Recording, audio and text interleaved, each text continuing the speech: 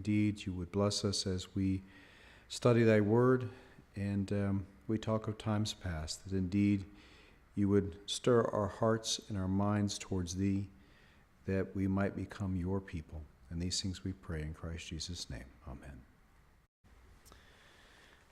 Okay, well, I thought I would just do a couple of things here. I had just a few slides that I thought it'd be just kind of fun to talk about Joseph and Emma, that basically the Smiths' Christmas. There really isn't a whole lot known about that, but what little I could pull out that wasn't, how can you say, lore or myth that we can kind of say is what I kind of came up with, just to kind of give us an idea a little bit about the Christmas there, and certainly not to take away from the celebration of the birth of our Lord.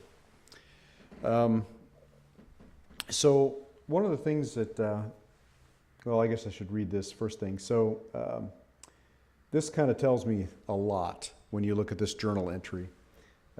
This was in 1835, December 25th.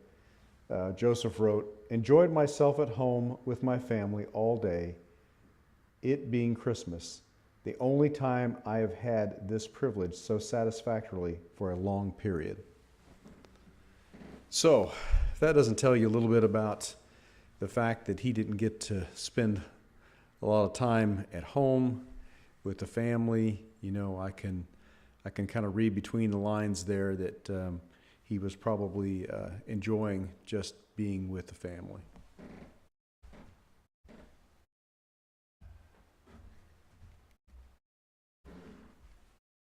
Okay. And what would not be complete without talking a little bit about the homestead? I hear it snows in Illinois, so just a little bit, especially near the river. That's you can kind of just see just a little bit of the river right there on the corner. And you know, as romantic as that seems, I would not have wanted to be there. I think as soon as I chopped the firewood, I would be right next to the fire, because it definitely would have been cold for sure. They were definitely hardier people than we were, and more acclimatized to the cold for certain.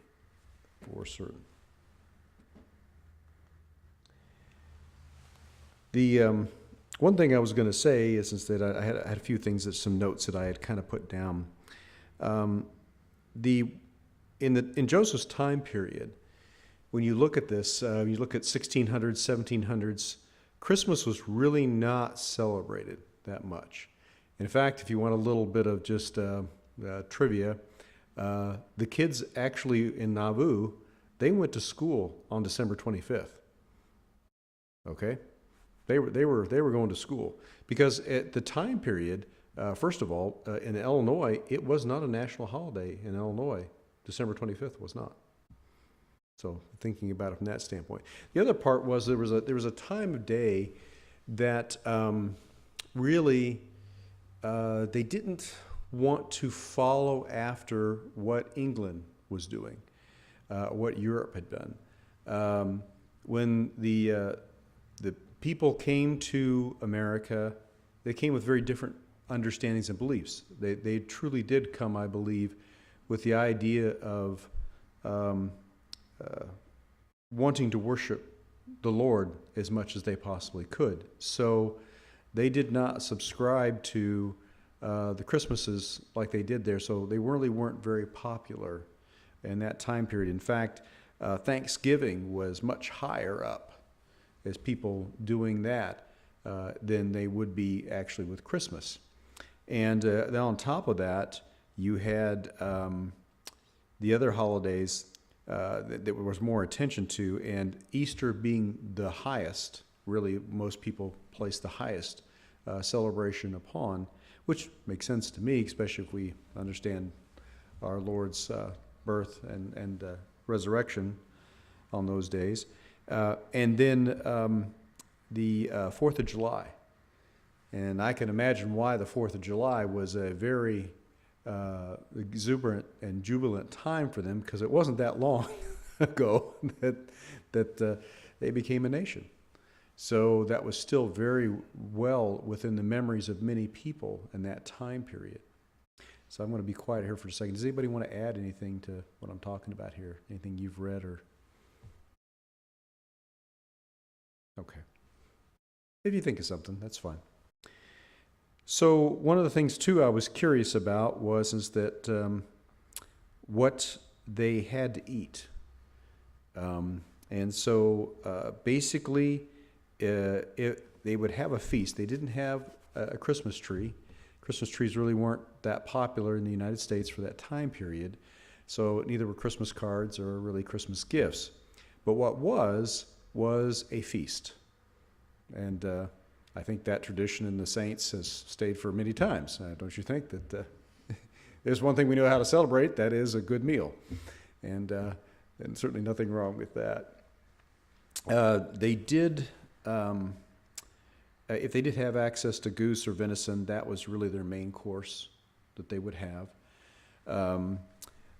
Sometimes it was bunny rabbits, so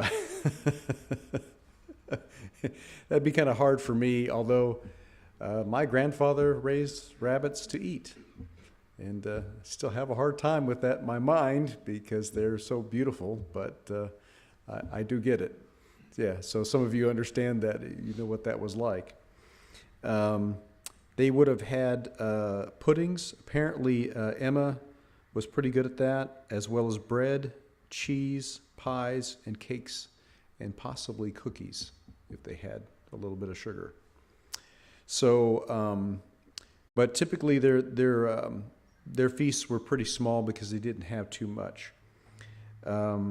In 1835, they did talk about that there were some decent snowstorms that occurred.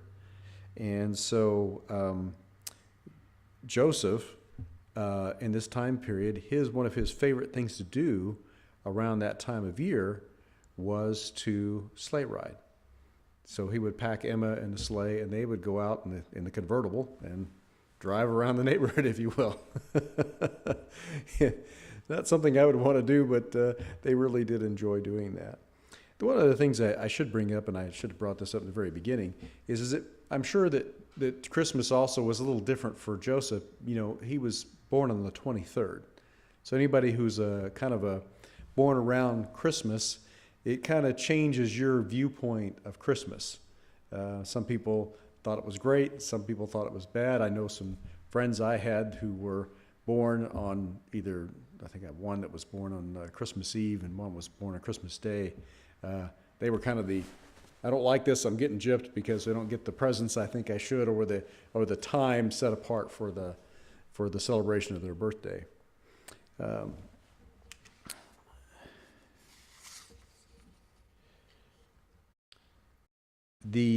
of the other things I thought was really kind of interesting, and this was recorded in 1837, and so about 1837, Joseph Smith III was 5 years old. Okay, and didn't have any pictures of him when I was 5 years old. I would have put something up there, but I've got what I've got. He tells a really interesting story. In that story, he talks about the fact that, and it's kind of an elaborate story. He says he was promised a little wagon, okay? And I can identify with this because I had a little wagon, okay, when I was a kid, okay? And maybe most boys did, I don't know. But to me, that was a prized possession for boys to have a little wagon. And so Joseph knew that he was getting one, so he snuck out and went to the shop to look at it where they were making it. And it was a place where they actually built wagons. And so he slipped out to go see it. And it was a beautiful wagon that was painted red and so forth. The one thing that, and Joseph says, he goes, I saw the wagon nicely painted red, awaiting the finishing touches before it was to be delivered. And then he says, strange to say, I have no recollection of ever having used it. Now, that could be his faulty memory, or it could be the fact that Joseph and Emma really were hurting for funds. So he may never have gotten that. And of course, a 5-year-old's memory. And I can here again, I can kind of relate with this because I remember my dad, he worked for a service station way back in the day. He owned a mobile service station, and they rented U-Haul trucks out of there. And so my little prized possession was they had these miniature U-Haul trailers, this little wagon that you could have. And I remember playing with it twice, and then it disappeared. And I remember looking for that wagon for a long time. And finally my dad told me, it was like a few years later, he says, I was hoping you would just simply forget it. He says, somebody stole it. He says, pal, they just saw it and that's what they wanted. He says, it was in the yard and they took it. And I was like, okay. But as a child, I was just thinking I misplaced it. I was looking all over the place for it. In our little 1-acre lot, I'd look at every corner and crevice and, well, maybe I put it here, or maybe I put it there, or, that kind of thing. Because the idea at the time for me was that it was kind of hard for me to understand that somebody would take something, but that's what it was. So let me read this slide here for you. A group of the saints gathered outside the windows of the mansion house and were serenading Joseph and his family, guests with the mortals awake, with angels join, which caused a thrill of pleasure run through my soul. So that really pleased Joseph. I'm not sure I would have been as pleased because if historically it's correct, they did that at 1 a.m. So now, it's a different time period. So I started thinking about that, and I thought, well, because I would have thought that they would have pretty much, rose with the sun and went to bed when the sun went down kind of thing. That's what I would have thought. But I guess there was also traditions in that time period where people would stay up very late at night for parties and different things like that.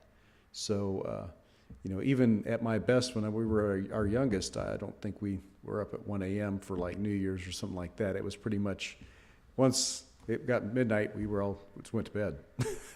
That's how it went. And by the way, has anybody, do we have that mortals awake in our hymnal?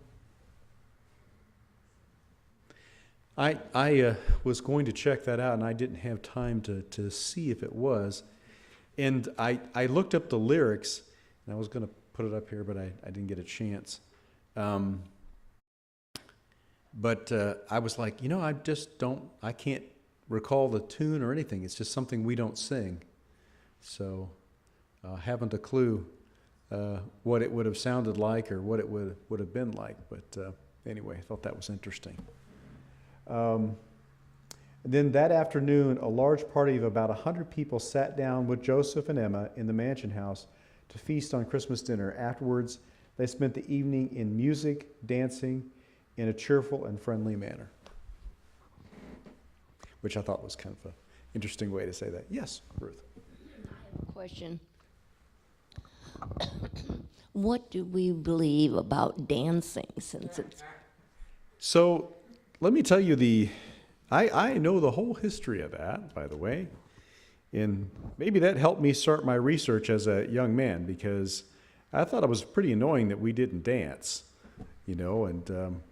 And I know that my motivation was because I wanted to dance with pretty girls, but the thing was that I wanted to know why on earth did the church do this. So if you follow all the GCRs that go through that and the history behind it, and I'm sorry I'm taking you on a buggy ride to tell you the answer, okay? In Joseph Smith III's day, in that time period, most places, there were only a couple places, well, there was about 3 places you could dance, okay?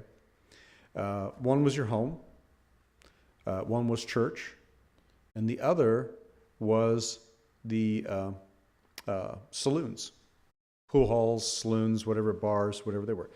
And they were really places that were not supportable, as they would put them. In other words, they were places of ill repute. You didn't want to be there.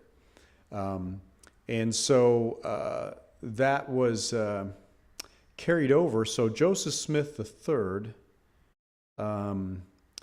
in that time period, they had a GCR that came out, and that GCR included card playing, and it included dancing. And all Joseph said was, look, if you're going to dance, don't go somewhere that's not supportable. You know, the counsel is that young women and young men should not be going to places that are bad places to go dance, okay? He was not against dancing. And Joseph and Emma did dance. Yes?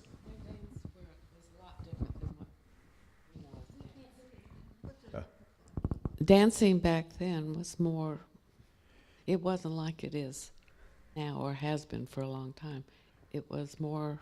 You can say that, and I would agree with you. That's certainly true because the dances today have become beyond vulgar. Okay, they can be that way, but let's keep in mind that Joseph and Emma danced the scandalous waltz because that in that time period it was not supposedly acceptable. Well, not supposedly, it wasn't acceptable to touch your partner.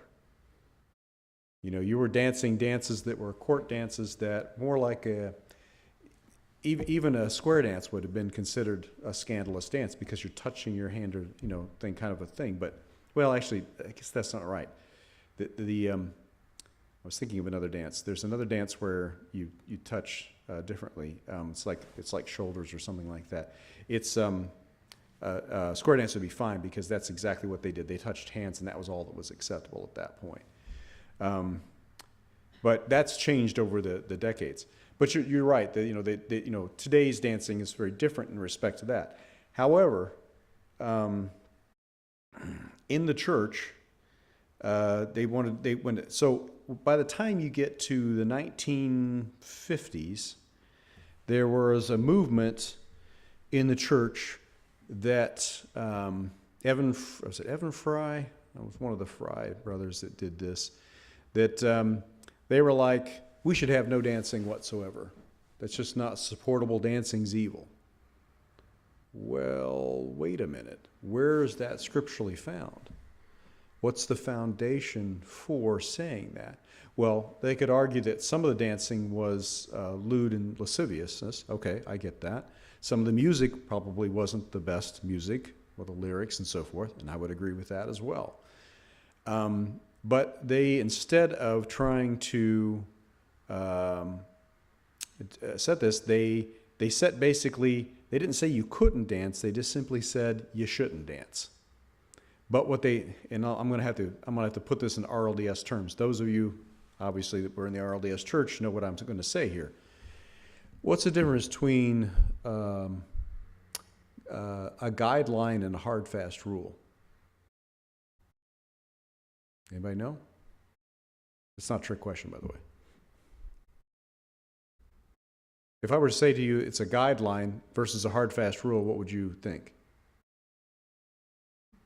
A guideline just simply means that, well, yeah. What's that? You may or may not. Yeah, it just depends on whatever you feel, use your own judgment, but yeah, you may or may not follow a guideline. But a rule you must follow, right? In the RLDS church, we had a secret language. The word guideline meant if you didn't follow it, you were going to be silenced if you were priesthood. So when they came up with guidelines, they were hard, fast rules. And so when they came out with the resolution on the GCR on dancing, they basically said, oh, well, you just shouldn't dance. It didn't say you shall not dance. It said you shouldn't dance, okay? Which meant that you should never, ever, ever dance, and anything you ever do in that respect is wrong, evil, and so forth. And I get where they were coming from. I get and understand where they were at, but in my opinion, they certainly went the wrong direction in that. That's the last GCR that we have. So from the RLDS church, It wasn't that you couldn't dance, it's just that you shouldn't dance.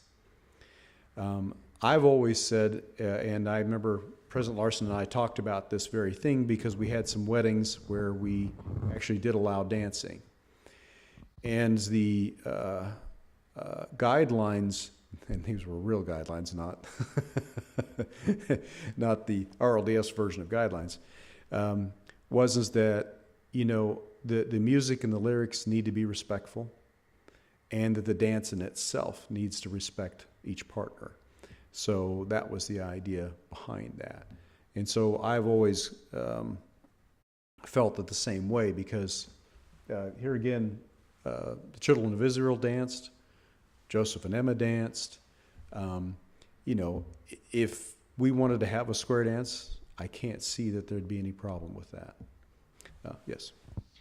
That's what happened in the Baptist church, or a lot of the Southern Baptist churches, where they had originally thought that you shouldn't go to the places that are not nice places to dance, and rather than policing it and seeing to it that it was done properly, they took the heavy-handed approach of you can't ever dance anywhere, which led to people sneaking off and doing it because they wanted to, and that led to more sinful conditions than if they had policed it in the first place.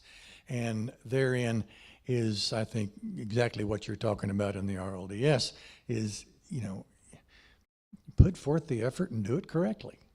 Yeah, you know, and I can attest to what you're saying, because I knew a lot of kids in the church that, where do you think they went to go dance? They went to go to bars. And so where would they go? Well, they didn't go anywhere in Missouri, and you couldn't go anywhere in Independence because there really wasn't any place, right? They went to Kansas. And the next thing you know, they're drinking 3-2 beer. You know? And everything else. It's kind of like, you know, versus how I saw the churches that understood and provided a place for people, just like the LDS did. The LDS provided places to go. There was a prayer at the beginning, there was a prayer in the end, and if you got out of hand, they removed you. You know, you were every bit the gentleman while you were there. That was just the thing. And if you didn't act ladylike, that was also the case. Now, that may not have been true at every single place, but that's the standards that they had tried to put forth. I would have felt that our church, here again, they took the kind of the heavy-handed point of, and listen, I want to be fair to them. They were trying to eradicate all sin, if you will, and it's just not that easy, right? You know, the Lord asks us to be in the world but not of it. You know, how nice it would be to just isolate ourselves completely from everything and just never, ever, whatever, but we still have to witness, we still have to be a part. Yes. I was always more or less told that they were concerned about the young people slow dancing and holding each other close and what it might lead to. And that was always the impression I was given.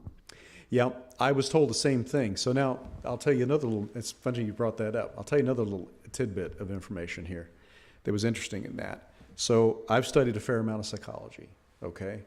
I did it for a number of reasons.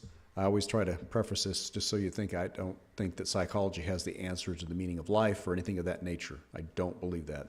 These are what do, and it's clear to me that case. But I read a behavioral study that was done in the, well, it was done over like about 15 years, the study was. And what was really interesting on it, it was called The Science of Touch, you know, touching. And why is touching so important?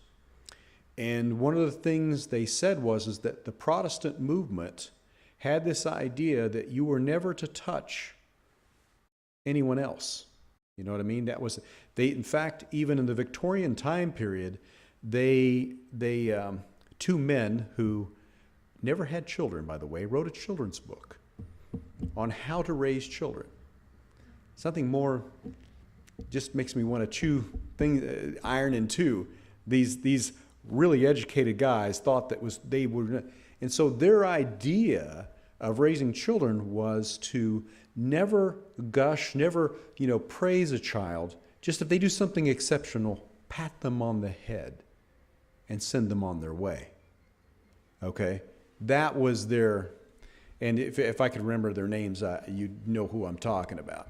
But anyway, because their books were used up into the 1960s. Yeah. So that's how bad that really was in that situation. Anyway. Oh. Yeah, go ahead. Is everything okay?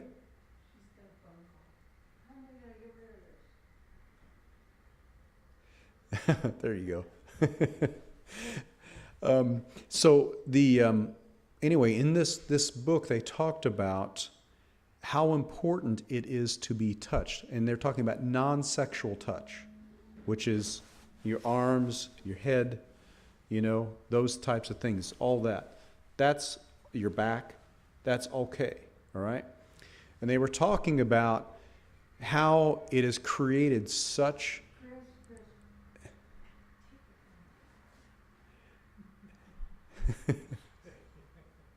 It's okay. So they talked about how important it is to be touched. And of course, I know you ladies have probably studied the failure to thrive syndrome in infants, right?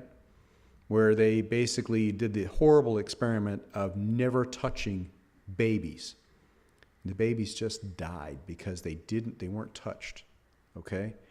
We were designed to be touched.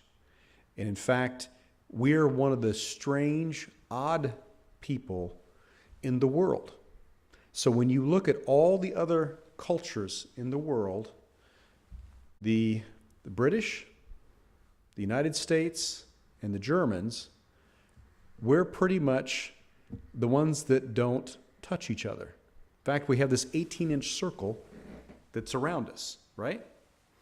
So if I was to come up and put my arm or my hand on someone's arm right here, it would make someone uncomfortable if they were not totally, if I wasn't a brother or sister or somebody they were just used to, right? It's just something that we're not used to. And they found that, and this was driven by the Protestant church, because they thought the same thing. If you touch someone, then you're obviously going to have sex with them, right? That was their thinking that was going on. And what they found was it was just the reverse. The more non-sexual touch that you have, the more it staves off the other side, because there's such a craving for that. In fact, when they did the studies, young teenagers, when they needed the hugs the most, parents don't hug them. So I'm here to tell you, and I know some of you in here are expert huggers. You really are. And it's a gift. And it's amazing how many people don't get hugs. It's so important to get that and be touched. I know a man who came from the old country, if you will, and when I would talk to him, he would sit across from me, and he would sit there and he would touch my forearm like this, and he would hold it, and occasionally he would just kind of touch it like this. There was nothing meant by it, and believe it or not, I can't tell you how soothing it was to have a conversation with him. It seemed odd, but it wasn't. And then, of course, our African brothers and sisters who would come over, Don can tell you all about the fact that there is no personal space. I had a dear friend in high school. He was from Honduras, and he would come over to the house, and he'd come up and he'd talk to me this close. And I remember telling him one time, I said, Carlos, if we're about to kiss, I'm really uncomfortable. Because your lips are way too close to mine. And he took a step back and he goes, I'm sorry. He says, in my country, he says, you bring your friends close to you and you speak to them. And after I read this book, I realized it's like, yeah, Carlos was always putting his arm around me. I was his pal. It was his buddy. And when the Nigerian saints would come over, the men would reach out. I had this I remember I took one of them to Independence Center one time, and he just naturally reached down and grabbed my hand, and we were holding hands. Well, I knew in his culture that was just, because I remember as a little boy, that just meant you were friends, right? And nothing wrong with that. And although I think my face must have been turning 20 shades of red because I thought to myself, there's no reason I shouldn't have a problem with this. And as I started seeing people I grew up with in high school and other places, I started getting more and more embarrassed. And I was trying to fight that feeling. But, and then he took pity on me and let go of my hand. But anyway, we have a very strange view of touch to bring it all together in that. Now, young couples in a slow dance embracing each other really closely like that? No, that's not acceptable. That's not, no. What? That's not acceptable. That's being too familiar in that situation. Certainly, there's a framework. If any of you have any of you taken dance classes? Probably not. Okay. I took a dance class, so I could waltz, and I can the swing dance, and a few other dances that I know, rumba, cha-cha, different things like that. I didn't care for those, but anyway, I really like the waltz though. The waltz is really nice. But there's a framework in which you have your partner in, which, by the way, if you look at, is really more towards that non-sexual touch. So anyway, I guess, and I didn't mean to really go on and on about it, but it really is important that we understand that we were meant to be touched. In fact, one of the things they did use that I thought was really interesting in the book is that he talked about animals. That if you have a colt that's just newly born, if you rub it behind the ears and scratch their ears and rub them behind the ears, they will never forget that.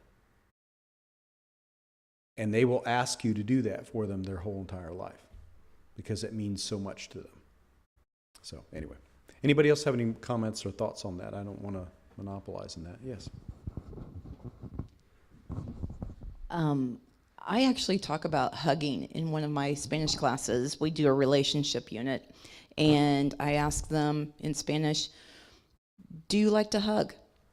And we get to talking about that, and I share with them that I researched or saw an article once upon a time about hugging, that if you actually hug someone for more than 30 seconds, up to a minute, it actually releases the endorphins in your brain and changes you to be happier. Yes, it does. And so I actually use that with my own children anymore. When they are having a meltdown or they're upset, I'm like, I think we need a hug. And it really has changed them for the better at that moment.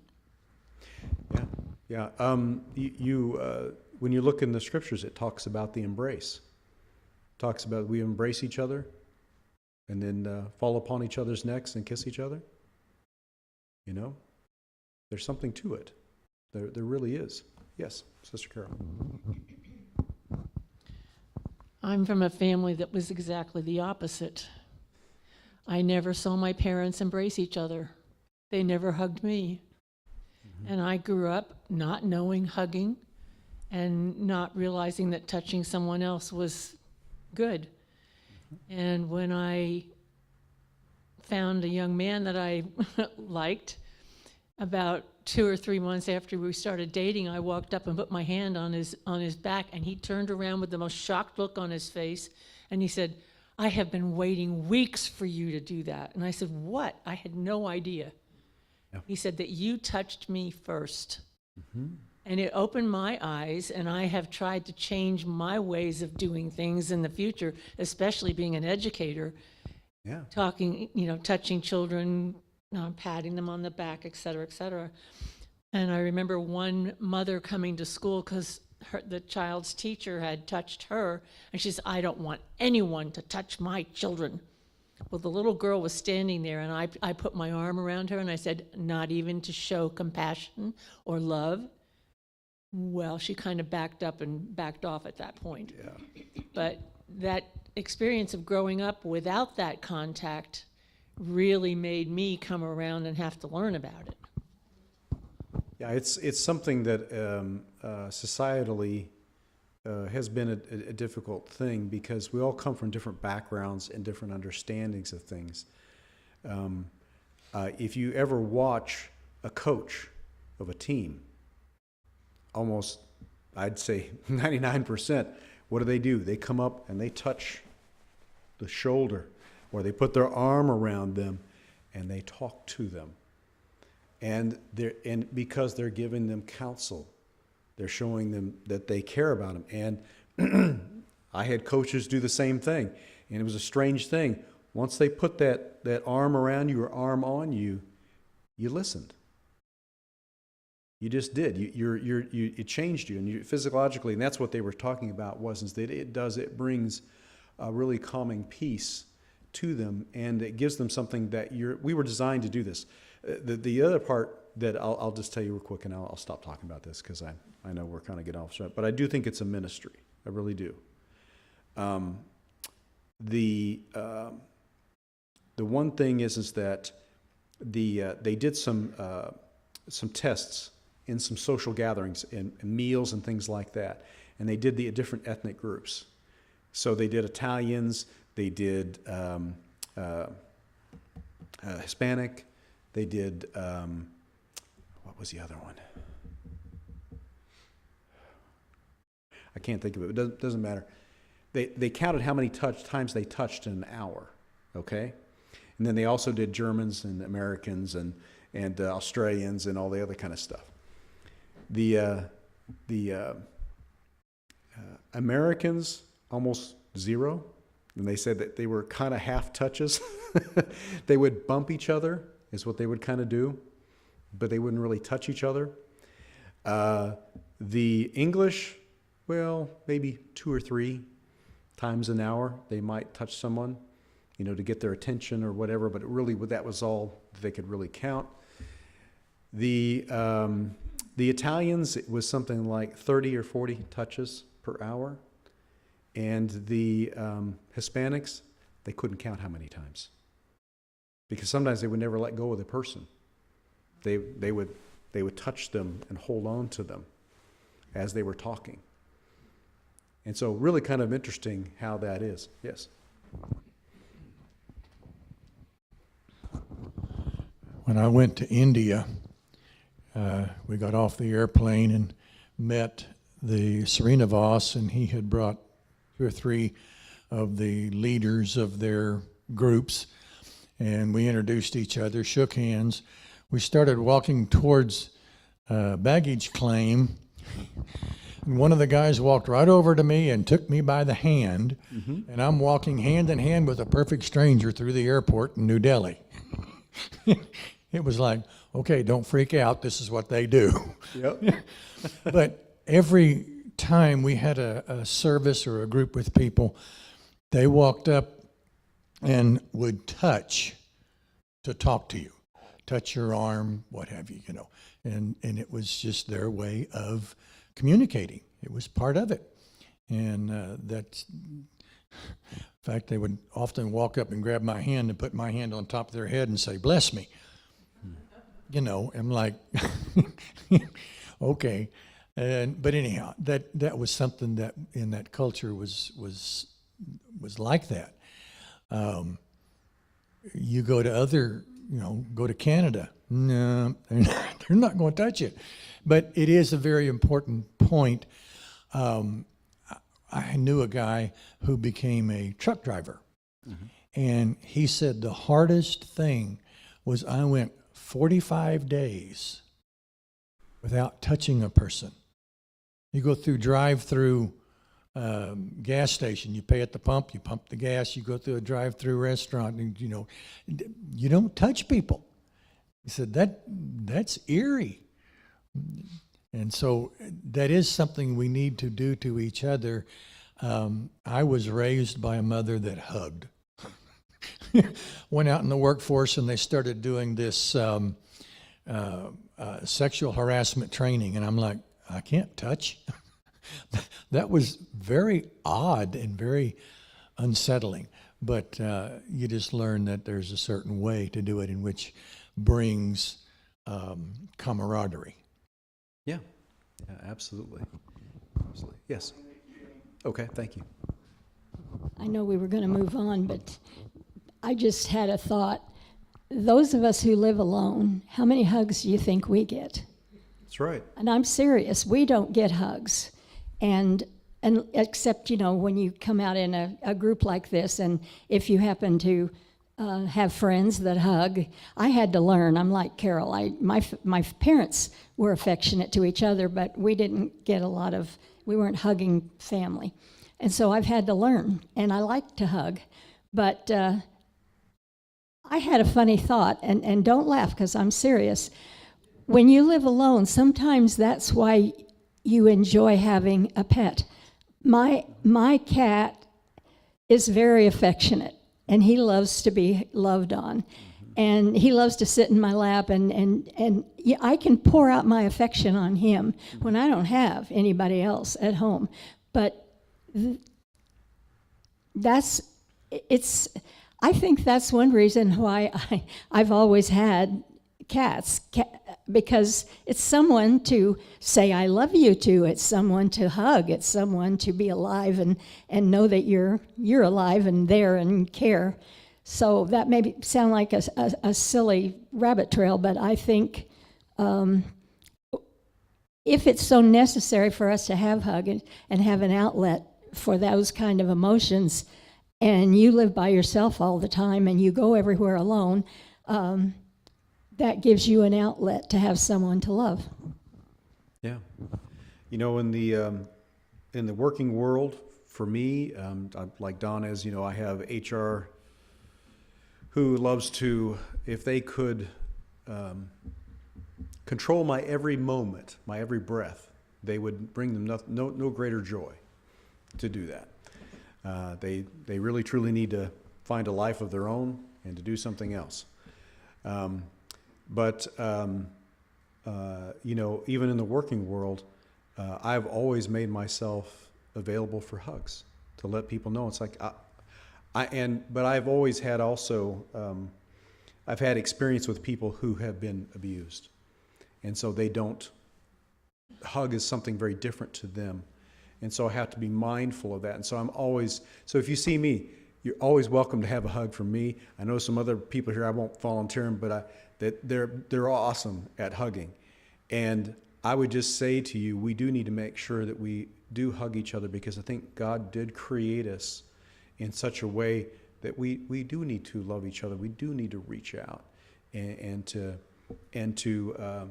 touch and embrace each other at times, because it can make a huge difference, especially for the children. You know, when I read the studies for the children when they cross over into puberty, the time that they need to be hugged the most, that they're not. Thank goodness for grandparents that grab you and hug you, whether you want a hug or not, right? Because grandparents have that right and that ability to do that. And it makes a huge difference in those children's lives, whether they tell you that it does or not. It does make a difference. Well, I didn't mean to go down the road, but I think it was a very good conversation to have, honestly, because it's a good ministry, even with total strangers. I have hugged many total strangers. And when I go to these international events for my company, I get hugged all the time. I walk away 2 or 3 feet off the floor because I feel the love that's with these guys. Yeah, some of them are a little ornery, but honestly, it's way different than some of the gatherings that I have here in the States. And that's a sad thing. It's a very sad thing. The last one here was just on Monday, December 25th, a large party supped at my house. They spent the evening in music and dancing in the most cheerful and friendly manner. So, and I didn't mean to get off into the dancing or anything of that nature, but that's kind of where that's at. And then I think we got like 1 minute left, and I guess we'll be ready for this section. But I hope you enjoyed a little bit of this, this portion of this. The one thing that I know I'm looking forward to, since we brought up hugging and all that kind of stuff, is the most awesome hug, and that would be one from our Savior. I have always imagined what it would be like to be embraced by him and to be held by him for more than 10 or 15 seconds, but being held to him for as long as I need. How marvelous would that be? So, all right. Well, thank you for your participation, and let us make preparation for the service to come.